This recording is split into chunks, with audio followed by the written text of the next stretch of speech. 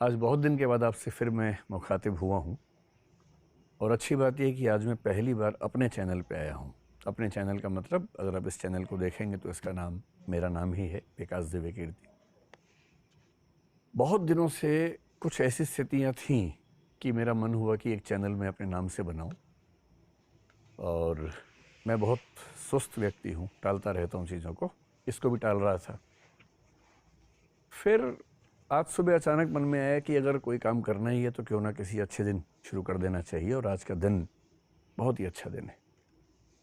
26 नवंबर 1949 के दिन हमारा संविधान स्वीकृत हुआ था संविधान सभा में, इसलिए इसको हम संविधान दिवस कहते हैं। और 2015 में हमारी वर्तमान सरकार, जो मोदी जी की सरकार है, उसने इस दिन को संविधान दिवस के रूप में मनाना शुरू किया। आज ही के दिन संविधान सभा ने संविधान को फाइनली एक्सेप्ट किया था, एडॉप्ट किया था, इनेक्ट किया था। हालांकि संविधान लागू हुआ था 26 जनवरी 1950 से, लेकिन कुछ प्रावधान जैसे नागरिकता है जो आर्टिकल 5, 6, 7, 8, 9 है, या निर्वाचन आयोग है आर्टिकल 324 है, वो सब जो आर्टिकल्स हैं संविधान के आज के दिन लागू हो गए थे।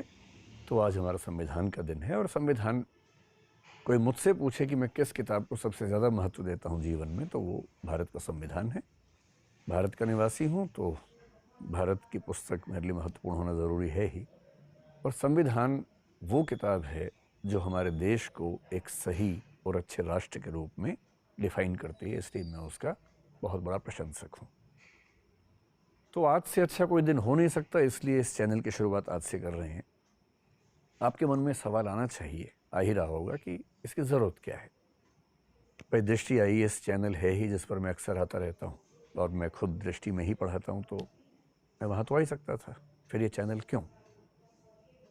इसके 2-3 कारण हैं और ये कारण पिछले 3 साल में सारे विकसित हुए हैं। मैं तो लगभग 1998 के आसपास से करीब 24 साल से पढ़ा रहा हूँ और जैसा आप पढ़ाता हूँ कुछ कुछ वैसा पहले भी पढ़ाता था। हालांकि हर साल पढ़ाते हुए कुछ ना कुछ इम्प्रूवमेंट्स होती हैं, सब में होती हैं, मुझ में भी होती होंगी। पर लगभग 20-21 साल तक मैं गुमनामी में पढ़ा ही रहा था, कोई नहीं जानता था। जो बच्चे आते थे क्लास में वो जानते थे। फिर सोशल मीडिया आ गया, विशेष रूप से यूट्यूब आ गया। और कोविड के दौर में अचानक पता नहीं क्या हुआ कि बहुत सारे मेरे जो ऑनलाइन वीडियोस थे वो बाहर निकले। बहुत सारे स्टूडेंट्स ने उसके क्लिप बनानी शुरू की, अपने अपने यूट्यूब चैनल्स पे डालना शुरू किया। और देखते ही देखते ऐसे बहुत सारे लोग जिनको मेरे बारे में कुछ नहीं पता था, शायद आईएएस के बारे में भी नहीं पता था, वो मुझे जानने लगे। और धीरे धीरे तो आलम यह हुआ कि जो आईएएस की तैयारी कर रहे हैं वो तो जो हैं सो हैं, बहुत सारे ऐसे लोग संपर्क करने लगे जो जिनका आईएएस से कोई मतलब नहीं है, पर वो कहने लगे कि हमें आपको सुनना अच्छा लगता है, या इस विषय पर आपके विचार सुने अच्छा लगा, किसी और विषय पर आपके विचार सुनना चाहते हैं। कुछ तो ऐसे कमेंट्स आए कि एक महिला ने कहा कि मैं गर्भवती हूँ और जब मेरा बच्चा आपकी आवाज़ सुनता है तो पेट के अंदर लातें मारने लगता है, तो मुझे भरोसा रहता है कि वो ठीक है। तब ये बड़ा रोचक सा कमेंट था। और एक दूसरा कमेंट ये भी आया कि जब मेरा छोटा बच्चा सोता नहीं है तो मैं आपका वीडियो लगा देती हूँ, तो वो आपकी आवाज़ लोरी जैसी आवाज़ है, तो उनको सुन के बच्चा सो जाता है। तो मुझे लगा कि मेरे ऑडियंस में 6 महीने के बच्चे भी शामिल हैं और जो बच्चे अभी पैदा नहीं हुए वो भी शामिल हैं। तो अब स्पेशली कुछ दिन पहले मैंने 1-2 इंटरव्यूज़ कुछ चैनल्स पे दिए, जिनमें से एक ललन टॉप पे इंटरव्यू, काफ़ी बड़ा इंटरव्यू था। एक संदीप महेश्वरी के चैनल पे दिया। सब में फ़िलॉसफी की कुछ बातें हुई, कुछ गहरी बातें मनोविज्ञान की हुई। उसके बाद से एक नया रुझान मैं देख रहा था कि कई लोग, जिनमें मेरे परिवार के लोग भी हैं, वो कहने लगे कि हम थोड़ा सा फ़िलॉसफी के बारे में, स्पेशली इंडियन फ़िलॉसफी के बारे में, साइकोलॉजी के बारे में और बहुत सारे विषयों पर चाहते हैं कि कोई तरीका मिले कि हम सुन सकें, बात कर सकें। तो दृष्टि आईएएस की अपनी एक दुनिया है।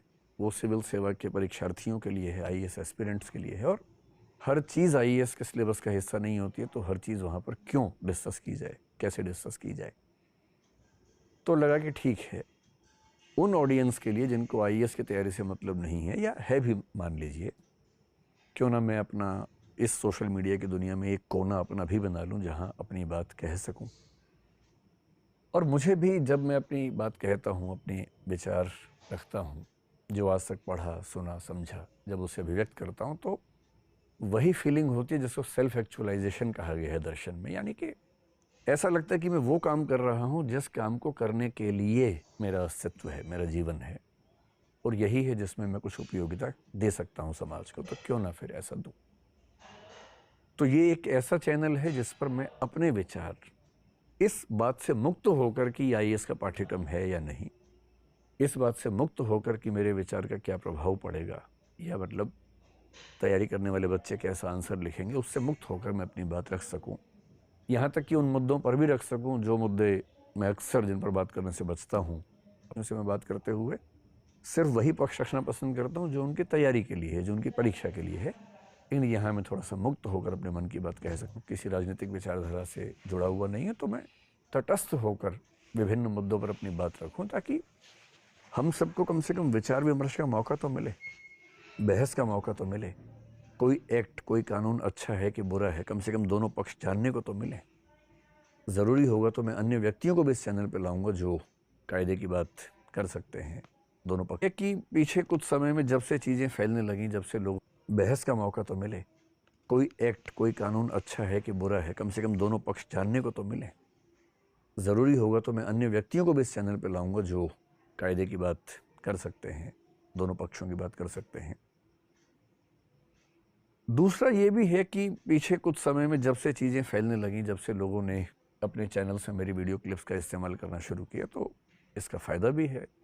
लोकप्रियता किसे बुरी लगती है, पर नुकसान भी है कि कौन कौन से वाक्य को कहाँ से काट के, संदर्भ से हटा के सनसनीखेज बना के चला देगा, और उसके बाद लंबे समय तक मुझे हज़ारों लाखों आलोचनाएं और नफ़रतें झेलनी पड़ेंगी। ये भी एक खतरा तो है ही, जो हाल में एक घटना में देखा भी मैंने। तो मेरे मन में ये भी आया कि एक ऐसा चैनल हो जहाँ मैं अपनी बात प्रामाणिक रूप में रख सकूँ, जहाँ मुझे ये भय ना हो कि चीज़ें डिस्टॉर्टेड हैं, डॉक्टर्ड हैं, मैन्युफैक्चर्ड हैं, गलत तरीके से आई हैं। तो इस चैनल पर मैं जो भी बात कहूँगा वो मेरी ऑथेंटिक राय किसी मामले में होगी। क्लास में से कोई क्लिप काट के कोई आपको दिखाए, उससे बहुत भरोसा मत कीजिएगा। जो इस चैनल पर बात कहूँगा, मैं खुल के कहूँगा, हर मुद्दे पर कहूँगा, वो ऑथेंटिक है, और उसके लिए मैं पूरी तरह से जिम्मेदार हूँ। इस विश्वास के साथ आप इस चैनल को देख सकते हैं, अगर आप देखना चाहें तो। इस चैनल पे क्या होगा, मैं निश्चित समय तिथि तय नहीं कर सकता कि मैं हर रोज़ या हर 7 दिन में वीडियो बनाऊंगा, लेकिन हाँ, मैं इस पे आता रहूँगा, अक्सर आता रहूँगा। फिलॉसफी की बात करूँगा। क्यों नहीं भारत के आम व्यक्ति को, समाज के आम व्यक्ति को ये पता हो कि भारत और पश्चिम और दुनिया के तमाम दार्शनिकों ने दुनिया को किस नज़रिए से देखा है, समझा है। मैं निष्कर्ष ही निकालूंगा कि कौन अच्छा है कौन बुरा है, निष्कर्ष आप खुद निकालिएगा, लेकिन पता तो हो दुनिया के धर्मों की क्या धारणाएं हैं, पता तो हो हमारा कानून कैसा है, संविधान कैसा है, समाज शास्त्र में हमारे समाज को लेकर, दुनिया के अन्य समाजों को लेकर क्या बातें मानी जाती हैं, कही जाती हैं, क्या रिसर्चेज हुई हैं, ये तो जानकारी होनी चाहिए। मनोविज्ञान के इतने गहरे गहरे सिद्धांत इस दुनिया में हैं, भारत में भी है। जैसे सांख्य दर्शन ने कुछ सिद्धांत दिए, पश्चिम में बहुत लोगों ने दिए। हमें पता होना चाहिए, आम आम भाषा में पता होना चाहिए कि क्या क्या विचार दुनिया के लोगों ने किए हैं। एक विश्वविद्यालय में जो हज़ारों चीज़ें हम पढ़ते हैं, वो सब चीज़ें यूट्यूब के माध्यम से आम आदमी तक क्यों नहीं पहुंच सकती हैं? और मैं अकेला व्यक्ति नहीं हूँ, ऐसे और भी लोग हैं जो करते हैं। थोड़ा सा मैं भी कर सकता हूँ। जिन विषयों में मेरी थोड़ी सी पकड़ है, मैं उनमें करूँगा। साहित्य है, हिंदी का साहित्य है, बाकी संस्कृत साहित्य है, अन्य साहित्य हैं, उनमें इतनी गहरी गहरी बातें कही गई हैं। वो गहरी बातें हम सबके बीच में क्यों नहीं होनी चाहिए? तो मेरी इच्छा है कि कोई लिमिट ना हो। जो समसामयिक मुद्दे हैं, जो डिबेट्स हमारे समाज में चल रही हैं, उन पर भी राय प्रस्तुत हो, और विभिन्न विषयों में जो जो बातें गहराई के स्तर पर कही जाती हैं, उन पर भी चर्चा हो। और मैं ही क्यों तय करूं? आप ही कमेंट सेक्शन में अपने सुझाव दे के बता सकते हैं कि किन विषयों पर आपकी जानने की इच्छा है। तो मैं अपनी सीमाओं के तहत, क्योंकि समय बहुत ज़्यादा नहीं होता है, लेकिन इतना होता है कि मैं महीने में 2-3-4 बार किसी किसी मुद्दे पर अपनी राय रखूं। अच्छी लगे तो ठीक है, बुरी लगे तो खारिज कर दीजिए उसको, लेकिन कम से कम विमर्श की संस्कृति तो हो। और एक अच्छा समाज वही होता है जहाँ विमर्श की संस्कृति होती है। वॉल्टर बेजहर्ट नाम के एक बड़े अच्छे चिंतक ने कहा कि दुनिया के अधिकांश समाज अनुकरण करते हैं, चर्चा का वरदान कुछ ही समाजों को हासिल है, और आश्चर्य की बात नहीं कि वही कुछ समाज विकास के पायदान पर सबसे ऊपर खड़े हुए हैं। हम तो उस देश के लोग हैं जहां शास्त्रार्थ की परंपरा चलती थी, चर्चाओं की परंपरा चलती थी। ये जो विमर्श की परंपरा है, ये बची रहेगी तो मान के चलिए कि एक समाज के तौर पर हमें आगे बढ़ने से कोई रोक नहीं पाएगा। और विमर्श बंद हो जाएगा तो फिर समाज कैसे आगे बढ़ेगा? फिर तो हम कूपमंडूक हो जाएंगे, फिर तो हम सबके सब अनुयायी हो जाएंगे।